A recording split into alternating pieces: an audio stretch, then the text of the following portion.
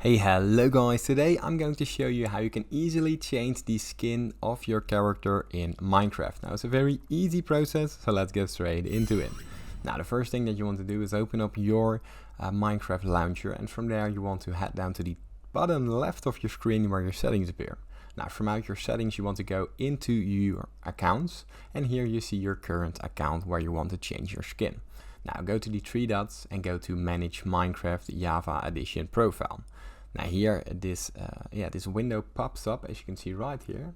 Let's make it a little bit bigger, and here you see your Minecraft Java Edition. Now as you can see here, you can change the skin. Now here you can change the model, and you can upload a custom skin.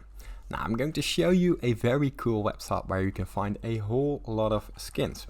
Now, simply Google Minecraft skins, and the first website, Name MC, has a Minecraft skin library. Let's filter to top, and here you see all the best Minecraft skins, which you can easily download by clicking it, and from there you can download the skin. Now you can then go to here, select the file, go to the downloads, and as you can see here we have the skin, and now we can upload it, and now I have a Batman skin. It is easy as that.